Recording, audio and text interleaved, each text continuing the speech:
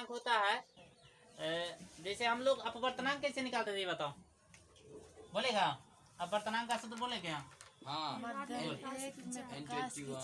अपवर्तनांक बराबर क्या होता था?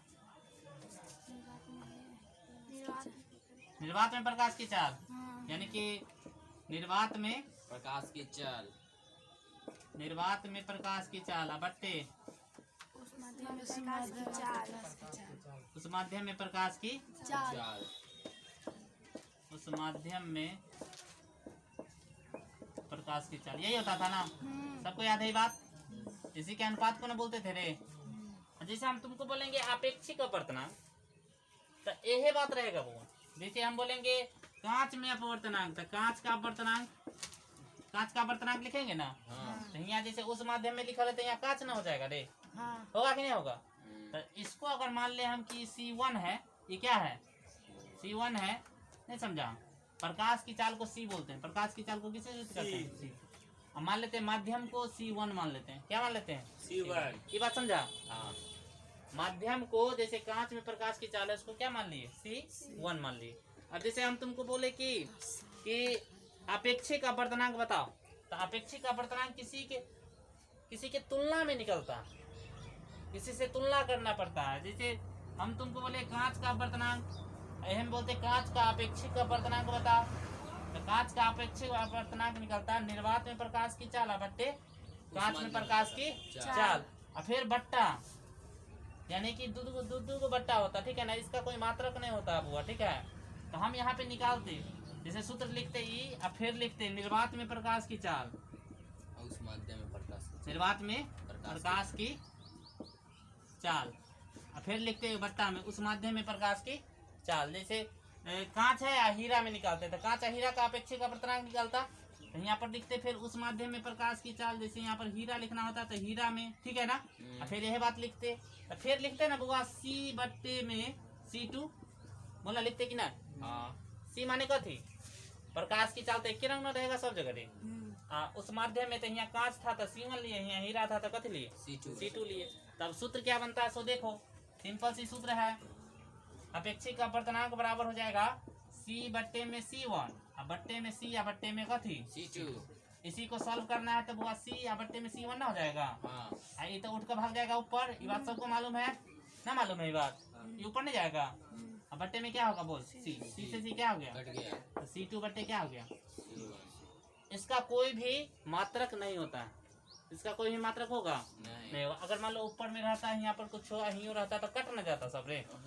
और मान लो यहाँ पर मीटर पर सेकंड रहता, हियो मीटर पर सेकंड रहता तो कट न जाता दोनों, ठीक है? तो इसका कोई भी क्या नहीं होता है, मात्रक नहीं होता है। तो नोट में लिखेगा,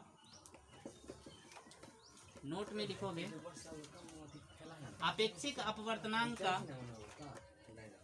अपेक्षिक अपवर्तनांक का, अपेक्षिक अपवर्तनांक का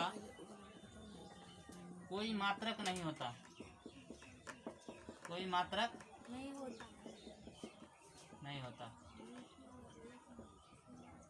होता तो अपवर्तनांक का भी नहीं है, इसका भी नहीं होता है। तो लिख लेगा ये बात, ये सब बात नोट करेगा। समझा कि ना?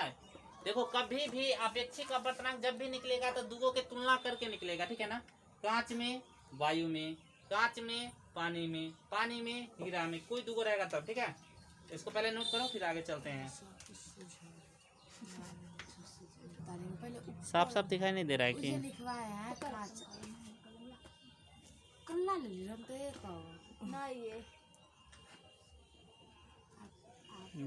अब सही, चलो उतारो। पहले ऊपर तब ऊपर वाला उतारेंगे तब नहीं वाला। हाँ पहले ऊपर वाला उतारेगी, ये समझावे वाला था बात। अरे जैसे कंपैरेटिव डिग्री पढ़ा होगा ना, कहियो तुलना करते हैं, दोसर के दोसर से तुलना नहीं करते हैं, यहाँ पर वही बात है। अपेक्षिक अपवर्तनांक मतलब होता है तुलना करना।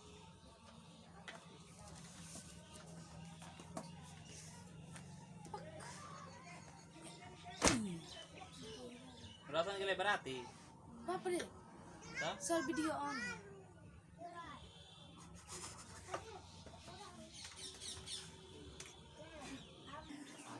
देखो इधर, प्रिज्म क्या होता है एक बार देखो, दो समतल पृष्ठ किसी कोण पर झुका हुआ रहेगा, लेकिन पारदर्शक माध्यम होना चाहिए। वो कौन माध्यम होना चाहिए? जैसे दो कांच का हम क्या ले लेंगे, स्लैब ले लेंगे, या हम तुमको चित्र बना के दिखाते हैं, समझना अच्छे से। मान लो एक आयताकार स्लैब है जो नीचे की ओर है, जो कहाँ है?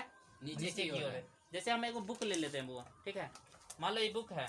अब देखो ये दूगो कांच की सिल्ली है जो ऐसे करके है, एगो नीचे में कांच की सिल्ली है मान लेते हैं, ठीक है। तो नीचे की ओर कांच की सिल्ली होगा, नीचे लगा हुआ होगा, और दूगो इधर से होगा, ठीक है। तो ये नीचे वाला सिल्ली है, बात समझ में आ रहा है ना? तो बता, इधर त्रिभुजाकार बनेगा, इधर भी त्रिभुजाकार बनेगा। तो जैसे कि यहाँ पर देखो, समझो, देखो इस तरह से बनाना है, इस तरह से, इस तरह से,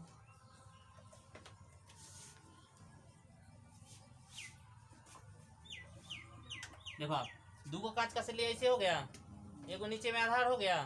तो इसको देखो अच्छा से देख के बता दे क्या गो सतह होगा इनमें। प्रिज्म में कितने सतह होते हैं? क्वेश्चन फर्स्ट तुमसे यही पूछा जाएगा, और एक बार पूछा हुआ क्वेश्चन है कि प्रिज्म में कितने सतह होते हैं? 5 गो। एगो नीचे, हाँ, एगो नीचे, एगो उधर, दोनों तरफ से, एगो इधर एगो उधर, नहीं रे? क्या गो सतह होगा? 5 गो सतह होते हैं। कोई दिक्कत है तो बोल दो, कोई दिक्कत है किसी को? नहीं। प्रिज्म में क्या गो सतह? 5 गो। प्रिज्म होता क्या है? तो देखो, समतल पृष्ठों को किसी भी कोण पर, ठीक है, झुका देने पर पारदर्शक माध्यम को प्रिज्म कहते हैं। समतल पृष्ठों को किसी भी कोण पर झुका देने पर माध्यम जो है पारदर्शक होगा यदि, तो उसे क्या बोलेंगे हम लोग? प्रिज्म बोलेंगे। ग्लास तुम्हारे पास है ना, या दूगो शीशा है ना, दूगो शीशा को उस तरह से लगा देना। इंच देखा है, नया नया इंच लाता है, इंच लाते हो ना, तो उसको देखेगा तो सतरंगी बुझाएगा, नहीं रे? बुझाता है कि नहीं? वो पूरा प्रिज्म है। क्या है वो? प्रिज्म। देखना बीच में मोटा रहता है, नहीं रे? बीच में रहता है ना मोटा, प्रिज्म की तरह काम करता है। तो प्रिज्म पूछेगा, प्रिज्म क्या होता है?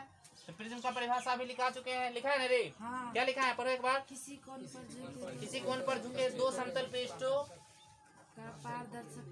के पारदर्शक माध्यम को क्या बोलते हैं? प्रिज्म बोलते हैं। प्रिज्म इस तरह से होगा, लिखेगा अगला, प्रिज्म में 5 सतह होते हैं। प्रिज्म में कितने सतह होते हैं? 5 सतह होते हैं। लिखा हो जाएगा तो बोलेगा। प्रिज्म में 5 सतह होते हैं।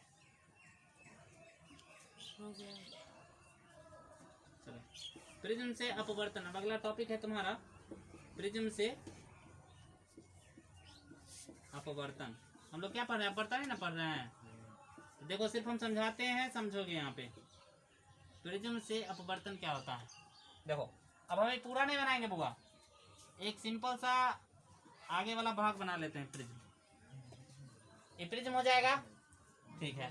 बार बार बताया है, सीधे कोई भी किरण आएगा तो सीधे भाग जाएगा ना रे? इसके लिए क्या होना आना पड़ेगा? तिरछी होके आना पड़ेगा। नहीं तो देखो, कोई भी मान लेते हैं श्वेत प्रकाश की किरण इस तरह से गई, श्वेत प्रकाश की किरण, ये आपतित किरण कहलाता है। कौन किरण? तो ये सीधे निकल जाना चाहिए था, इसको निकल जाना चाहिए था कि ना? लेकिन सीधे निकलेगी, क्या होगा? ये आधार की तरफ झुकेगी, ठीक है। फिर इसको सीधे निकल जाना चाहिए था, लेकिन निकलेगी नहीं, क्या होगी? ऐसे ना निकलेगी रे। तो इसको आगे बढ़ाएंगे, देखो ये ऐसे करके यहाँ से निकलेगी, तो इसको हम लोग पीछे बढ़ाएंगे। पता इस तरह से बढ़ेगा, बढ़ेगा कि ना? एगो नॉर्मल खींचते हैं, नॉर्मल समझ रहा है ना? एन, अरे लंब, लंब समझ रहा है ना? नहीं समझता है कि? हाँ, इधरों खींचेंगे बुआ, तो बता ये दोनों तो कहीं ना कहीं आके मिलेगा, मिलेगा कि ना? मिलेगा। तो देखिए इसको एम मान लेते हैं, इसको पीछे की ओर बढ़ाएंगे, ये है आपतित किरण। आपतित किरण को ए मान लेते हैं, ए नहीं माने हुआ, पी माने हुआ। चलो पी मान लेते हैं, यहाँ पे पी है, ये क्यू है, और इस तरह से यहाँ पे ई ओ है, और ई है ओ डैश। और आगे की अगर बात किया जाए तुम्हारा, यहाँ पे ई मान लिया है, इसको एफ मान लिया है, आर है, मान लो ऐसे, ये पी है, ये क्यू मान लेते हैं। और इसको आगे बढ़ाया तो इसको टी लिखा है, इसको पीछे बढ़ाया तो इसको क्या लिखा है बुआ? आगे नहीं बढ़ाया इसको, कहीं पे गलत हो गया कि देखो तो। हाँ, उधर नहीं गया है, ज्यादा बढ़ा दिए कि? ये इधर ही लेके चला है। इसको ज्यादा बढ़ा दिए हम। हाँ। अच्छा देखो सुनो, रुक जाइए, बुक में तुम्हारा पेज नंबर कितना है? गलती है गलती। पेज नंबर 28 में अच्छा से चित्र बना हुआ है, ठीक है ना। ये थोड़ा सा क्या हो गया ना, ऊपर चला गया, ठीक। इसको ऊपर नहीं ले जाओगे, एकदम समांतर जाएगा ये। देखो यहीं पे झुक गया था, इसको थोड़ा सा हम लोग ऊपर ले चलेंगे, ठीक है।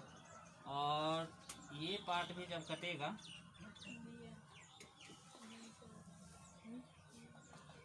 इस तरह से कटेगा, ठीक है। और ये भी इसके समांतर चला जाएगा, ठीक है। तो अब ठीक है, तो ये है तुम्हारा प्रिज्म से अपवर्तन। प्रिज्म से क्या है? अपवर्तन। लाओ तुम इसको नोट करो, ठीक है ना। सब कुछ लेंस जब समझा रहे होंगे तब हम समझाएंगे ये कि ये वो आधार कहलाता है इसका। ये क्या कहलाता है? आधार। ये कहलाता है अपवर्तक सतह। क्या कहलाता है? अपवर्तक सतह कहलाता है। तो तुमको सिर्फ ये पूछता है, ठीक है ना, तो इसको नोट करोगे अच्छे से।